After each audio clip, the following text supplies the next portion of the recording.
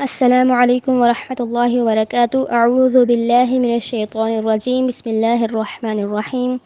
رب اشرح لی صدری ویسر لی امری واحلل عقدۃ من لسانی یفقهوا قولی رب زدنی علما اللہم فقہنا فی الدین آمین۔ سورہ البقرہ آیت نمبر 180۔ كتب عليكم إذا حضر أحدكم الموت إن ترك خيرا الوصية للوالدين والأقربين بالمعروف حقا على المتقين۔ تم پر فرض کر دیا گیا ہے جب تم میں سے کوئی فوت ہونے لگے اور مال چھوڑ کر جا رہا ہو تو اپنے ماں باپ اور قرابت داروں کے لیے اچھائی کے ساتھ وصیت کر جائے، یہ حکم پرہیزگاروں پر لازم ہے۔ اب اس آیت میں وصیت کا حکم ہے کہ اگر کسی کے موت کا وقت قریب آ جائے یا کوئی لا علاج مرض لاحق ہو جائے یا ڈاکٹرز بتا دیں کہ یہ اب چند دن کا مہمان ہے، تو اگر اس کے پیچھے مال ہے تو وہ اپنے مال میں سے والدین اور رشتہ داروں کے لیے وصیت کر جائے۔ یہ آیت میراث کی آیت نازل ہونے سے پہلے نازل ہوئی، جیسا کہ ہمیں معلوم ہے سورہ نساء میں اللہ تعالیٰ نے وراثت کے احکامات ڈیٹیل سے بتائے ہیں۔ یہ اس وقت نازل ہوئی تھی جب وراثت کا کوئی قانون نہیں تھا اور ہر ایک کو مرنے والے کی وصیت کے مطابق اس کے مال میں سے حصہ ملتا تھا۔ اور اب اس آیت کے بارے میں مفسرین کی دو رائے ہیں۔ بعض علماء کہتے ہیں کہ یہ سورہ نساء کی آیت نمبر 11 سے منسوخ ہو چکی ہے، اور بعض کہتے ہیں یہ مخصوص ہے کہ کچھ وصیت کر سکتے ہیں ان رشتہ داروں کے بارے میں کہ جن کا اللہ تعالیٰ نے سورہ نساء میں حق نہیں رکھا وراثت میں، دور کے رشتہ دار۔ مثال کے طور پر کچھ بچے ایسے ہوتے ہیں کہ ان کے ماں باپ بہت امیر ہوتے ہیں لیکن ان کے کزن، چچا، خالہ کے بیٹے، ان کے پاس اتنا مال نہیں ہوتا، ان کی ایجوکیشن اور باقی بہت سی ضروریات ہوتی ہیں، تو ایک تو اتنا مال چھوڑ کر جا رہا ہو کہ اس کی نسلیں بھی آرام سے کھائیں اور دوسرے جو ہیں دیکھ دیکھ کر اس کو ترسیں، تو یہ بہت ناانصافی ہے۔ تو اللہ تعالیٰ نے حکم دیا کہ اگر مرنے والے کے پاس بہت سا مال ہے تو وہ اپنے قرابت داروں کے لیے وصیت کر جائے، اور فرمایا معروف طریقے سے وصیت کی جائے۔ اب معروف طریقہ کیا ہے کہ وارثوں کے حق میں وصیت نہیں کر سکتے، جن کا حق اللہ تعالیٰ نے مقرر کر دیا ہے ان کے حق میں وصیت نہیں، اس کے علاوہ جو ہے ان کے حق میں وصیت کی جا سکتی ہے۔ اور دوسرا 1/3 سے زیادہ وصیت نہیں کر سکتی، یعنی کہ مال کے تیسرے حصے میں سے وصیت کر سکتے ہیں، باقی جو مال ہے وہ ورثہ میں تقسیم ہوگا۔ اور وصیت صرف موت کے قریب ہی نہیں بلکہ عام حالات میں بھی انسان اگر چاہے تو کر سکتا ہے۔ اگر وہ کوئی چاہتا ہے اس کے مرنے کے بعد کوئی کام کیا جائے نیک تو اپنی وصیت لکھ لے، کیونکہ موت کا وقت کسی کو معلوم نہیں۔ اور وصیت مال کے علاوہ باقی چیزوں میں بھی ہو سکتی ہے، مثلاً اولاد کے بارے میں، اگر اولاد چھوٹی ہے تو اس کے دیکھ بھال کے بارے میں، اس کی شادی کے بارے میں، یا قرض ادا کرنے کے بارے میں، یا اپنے اور کسی کام کے بارے میں۔ اور اگر مال نہیں ہے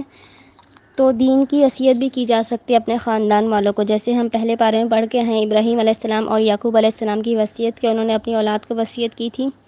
مت تم مرنا مگر اس حال میں کہ تم مسلمان ہو۔ اور آگے فرمایا حقا علی المتقین، یہ حکم پرہیزگاروں پر لازم ہے۔ آیت نمبر 181، فمن بدلہ بعد ما سمعہ فانما اثمہ علی الذین یبدلونہ ان اللہ سمیع علیم۔ اب جو شخص اسے سننے کے بعد بدل دے تو اس کا گناہ بدلنے والوں پر ہی ہوگا، بے شک اللہ خوب سننے والا، سب کچھ جاننے والا ہے۔ اگر کسی شخص نے وصیت لکھی ہے اور اس شخص کے مرنے کے بعد وہ وصیت بدل دے، یعنی اگر اس نے کسی رشتہ دار کا نام لکھوایا اور اس کے علاوہ وہ کسی اور کا نام لکھ دے، یا مال میں کمی پیشی کر دے، اگر تھوڑا لکھوایا تو زیادہ لکھ دے، یا اگر زیادہ ہے تو اس کو تھوڑا کر دے، کسی بھی طرح وصیت بدل دے تو اس کا گناہ اس بدلنے والے کو ہی ہوگا، اور وصیت کا بدلنا اور چھپانا گناہ ہے۔ آیت نمبر 182، فمن خاف من موص جنفا او اثما فاصلح بینہم فلا اثم علیہ ان اللہ غفور رحیم۔ ہاں، اگر کوئی شخص وصیت کرنے والے کی جانب سے جانبداری یا گناہ کی وصیت کا خوف محسوس کرے تو ان کی آپس میں صلح کرا دی تو اس پر کوئی گناہ نہیں ہے، بے شک اللہ خوب بخشنے والا، بے حد مہربان ہے۔ اب یہاں پہ بتا دیا کہ کس وقت ہم وصیت تبدیل کر سکتے ہیں۔ پچھلی آیت میں بتایا کہ وصیت تبدیل نہیں کرنی، لیکن اب یہاں پہ بتا دیا کہ کس حالات میں وصیت تبدیل کی جا سکتی ہے،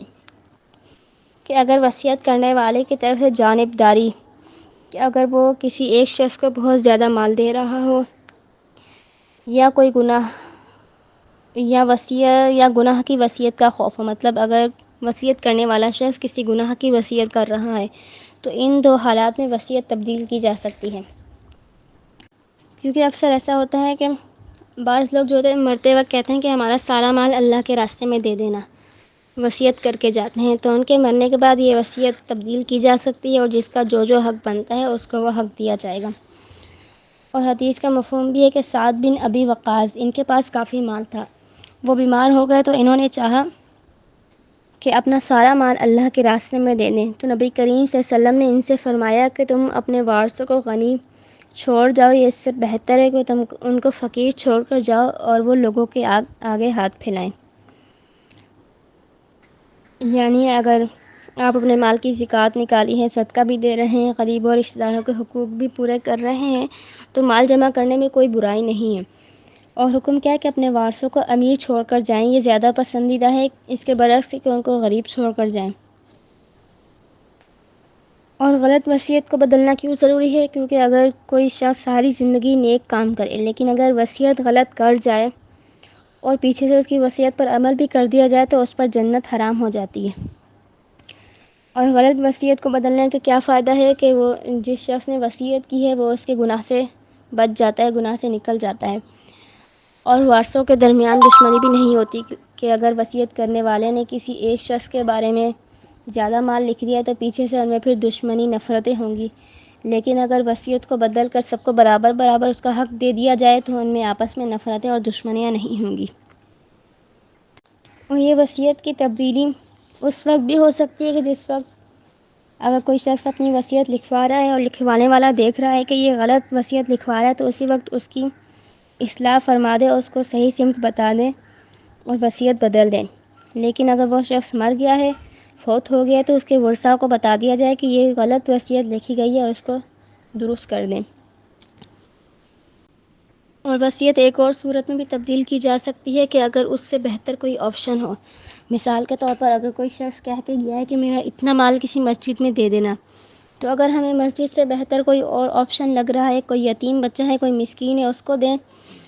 تو ہم اس کو بتا دیں کہ اس سے بہتر آپشن یہ ہے، آپ اپنا مال اس جگہ بھی دے سکتے ہیں، تو بھی وصیت چینج کی جا سکتی ہے۔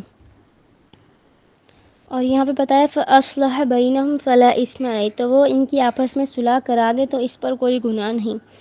یہاں پہ صلح کرانے سے مراد کہ ان کو بتا دیں یا اس شخص کو بتا کر وصیت تبدیل کرے جو شخص لکھوا رہا ہے، یا اگر وہ شخص فوت ہو گیا تو اس کے بعد اس کے ورثاء کو بتا کر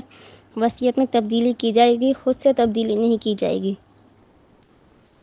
اور ان آیات میں ہمیں صلح رحمی کی بھی اہمیت معلوم ہوتی ہے۔ پچھلے آیت میں ہم پڑھ کے آئے تھے کہ اللہ تعالیٰ نے فرمایا اپنا مال محبت کے باوجود رشتہ داروں، یتیموں، مسکینوں کو دو، اور اب یہاں پہ بتایا جا رہا ہے کہ مرنے کے بعد بھی اپنے مال میں سے ان کے لیے وصیت کر کے جاؤ، کہ تمہارے مرنے کے بعد بھی تمہارے مال میں سے تمہارے رشتہ داروں کا حق ہے۔ اور وصیت کی تقسیم کس طرح ہوگی کہ اگر کوئی شخص فوت ہوا ہے تو سب سے پہلے اس کے مال میں سے اس کا قرضہ ادا کیا جاتا ہے، پھر اس کی وصیت پوری کی جاتی ہے، اور پھر جو باقی مال ہے وہ ورثہ میں تقسیم ہوتا ہے۔ اور آگے فرمایا بے شک اللہ خوب بخشنے والا، بے حد مہربان ہے۔ وآخر دعوانا ان الحمد للہ رب العالمین، جو ہم نے پڑھا اللہ تعالیٰ ہمیں اس پر عمل کرنے کی توفیق دے، آمین یا رب العالمین۔